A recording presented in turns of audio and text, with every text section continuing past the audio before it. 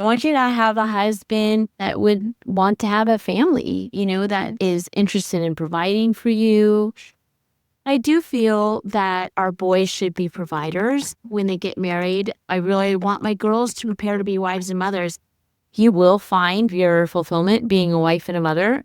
I mean, I do feel like the man should provide, and I want my husband to provide, but I'm also really, really, really want to have a career in film. Like, I want to be a film score. Just because I have a family doesn't mean I can't, perform still. Oh, absolutely. I want to play music. There's a lot of things you can do from home when you're ready to start a family that would help support what your husband's doing. When I have a family, I don't want to put aside my musical career for the sake of kids. Okay, let's go. It does seem a little bit strange to me that at the first baby, she would want me to drop my musical career that she's put every bit of her life into. Had the whole family move cross country. It looks so cool. Did we do a good job, Ellie? If one of my girls decided to pursue a career and not have a family, I would kind of feel like I failed. At a core level, that's a woman's nature. And I know it's not politically correct to say that, but I kind of feel that way. Good morning. I'm Jenna Gage, and this is Life Take 2, where I share exactly how I escaped the Mormon version of that life and rebuilt on the other side. So much to say about this video. Stick with me. But first, if you find any value in what I do here on my channel, will you please participate in one or all of the coveted 3 S's of YouTube? Subscribe, share, or super chat. It would mean so much. So this little video snippet is from a TLC program called Big Family, Big City. And I want to tie this in with a little story from my own life, and then let's discuss. I want to start here with the Megan Agnew Times article about Ballerina Farm that had women around the world absolutely up in arms. One of the things that people latched onto in this article was when Hannah Neeleman said that she was a ballerina, that she loved being a ballerina. And there was a little sentence where she said, "I was a good ballerina." And apparently she's given that all up to be a Mormon stay-at-home mom, raised 8 kids, and who knows how many more that are going to come down the pipe, and milk cows and sheep and gather eggs. And it was funny to me to actually see the backlash around the world, because none of this was hidden from view. We all knew that little Hannah Wright was a Juilliard-trained ballerina, that she had met Rich Boy Daniel when she was very young, gotten married very quickly, been, she says, the first ballerina in Juilliard history to finish up pregnant. And although she did still dance and teach dance early on in their marriage, when Daniel was working for one of his dad's startup companies down in Brazil, and Hannah and Daniel were becoming multimillionaires, she would eventually apparently give up dancing almost completely. And it seems like we all should have figured that out, because we see her on our tiny screens and she's clearly not professionally dancing. But I guess most people just weren't paying attention to that fact and didn't notice until Megan Agnew pointed it out in this article. And it hit people on such a deep level that this accomplished ballerina had sacrificed everything to be a wife and a mom. And everybody was shocked. But you know who wasn't shocked? The Mormon girlies like me. The evangelicals, the Jehovah's Witness, some of the Orthodox Jews, the women of the patriarchy. We weren't shocked, because this had been all of our lives. Women around the world, for generation after generation, have given up who we are to become somebody's mom. In my opinion, this is the saddest story of womanhood. And it's my story too. So I grew up with a really high IQ and a lot of talent. I was playing the piano by the time I was in kindergarten and became a relatively accomplished musician. Almost anything that I tried, I could do really well. And of course, I was raised in the Mormon culture, where there were a lot of talents just swirling around me, and a program that taught me to be musical and smart and a public speaker and all these different things, and a lot of opportunities for singing solos and playing the organ. Of course, a lot of opportunities to learn those things from other accomplished people within the Mormon church.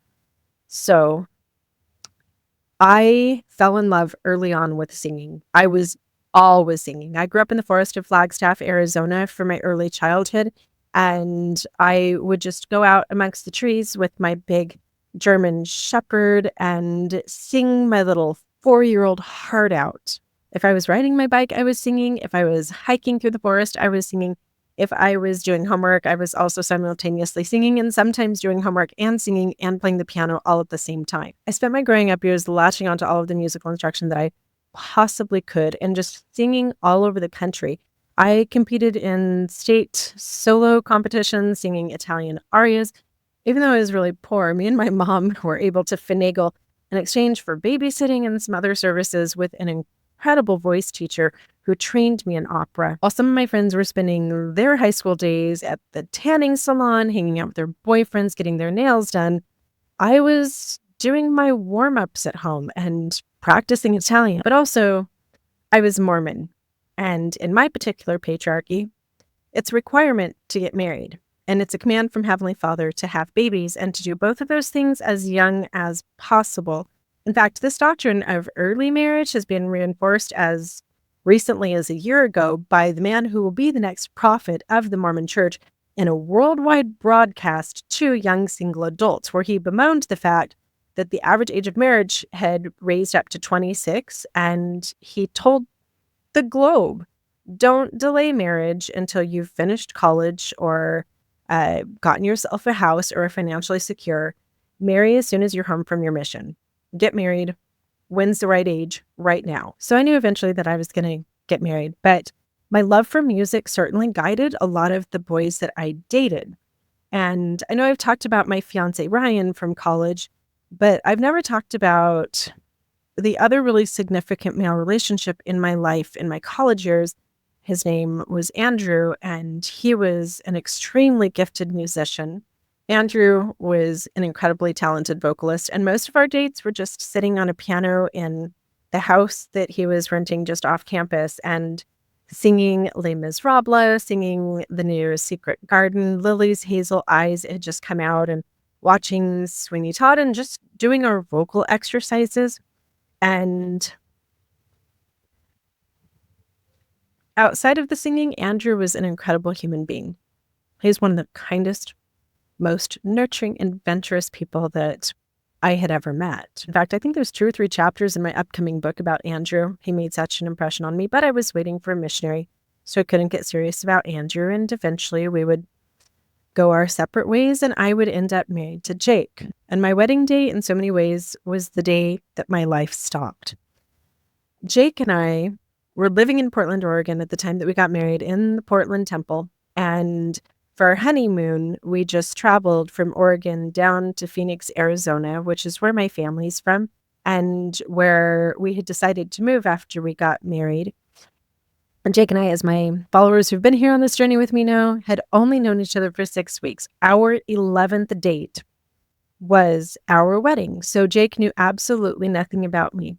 And so we're driving like past the Grand Canyon and everything in this Chevy truck, and we're just, kind of asking each other, so tell me about your friends growing up, and tell me about your brothers and sisters, and what did you like to do on the weekends and things like that. Questions that we should have known before we got married, but didn't. And I was really excited to tell him about my musical talent. So I asked him, want me to sing you one of my Italian arias that I just performed last year? And sitting in the center seat of that Chevy, I sang him my best opera song. No backup or anything, just me, a cappella. And when I got done, he looks at me and he says, that was weird. Please never do that again. And he wasn't being ironic. He was serious. Then silence. Early on in our marriage, if I would be singing in the shower, he would bang on the door and say, that's driving me crazy. I don't want to hear that. For the next 24 years, I couldn't play my opera music. I couldn't listen to my stuff if Jake was at home. And I was so busy being a wife and having kids and raising 5 babies and keeping up with all of my church callings and all of the responsibilities of the Mormon trad wife that I never, ever had an opportunity to sing. Fast forward to the end of my marriage. And to understand this story, if you're not Mormon, you have to understand that the Mormon world is very small. Mormons almost belong to like this little country club that's within the broader population of the globe. And you run into people from all over the world in church. And through a crazy coincidence, I once again, as a 40-something-year-old woman, ran into Andrew from college, whose basement I had sat in and sang at his piano, who had just absolutely lit my hair on fire, who was such an incredible human being that he gets 2 or 3 chapters in the book of my life. We ended up on the phone together one night and just asked, "Where did you go in life? What did you do?" And he told me the story about his life and some amazing things that he had accomplished and some really sad things that had happened to him and where he was at that point.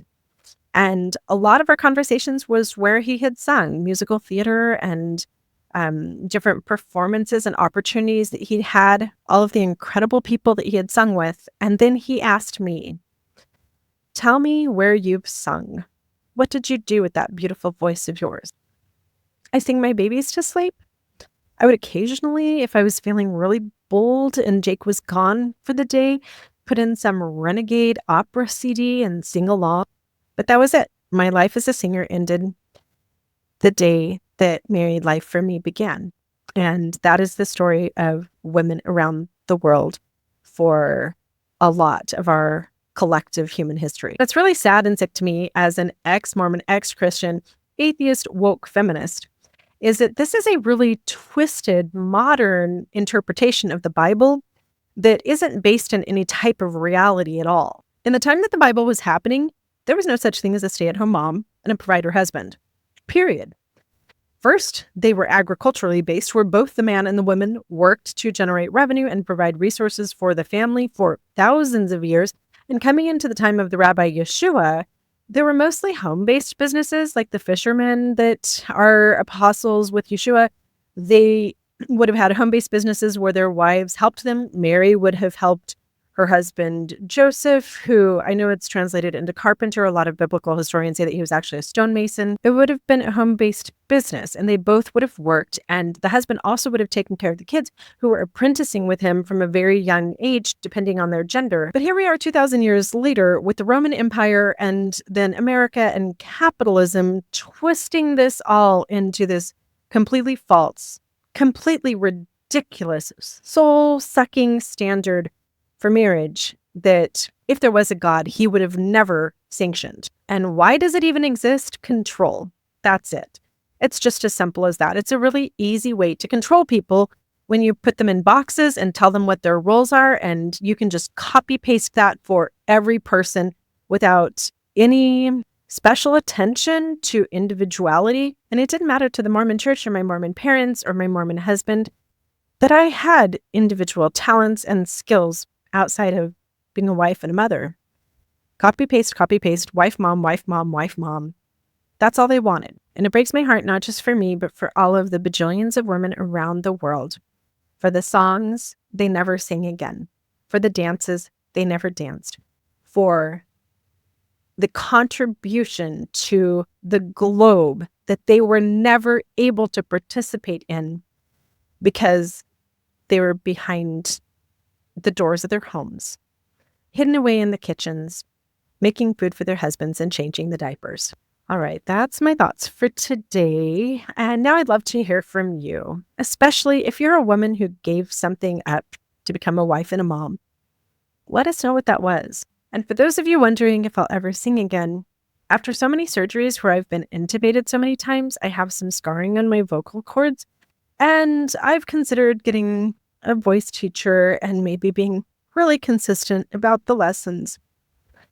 But at age almost 51, I think that my voice is a little bit damaged forever. But someday I do hope to have a piano again because my fingers are probably as nimble as ever.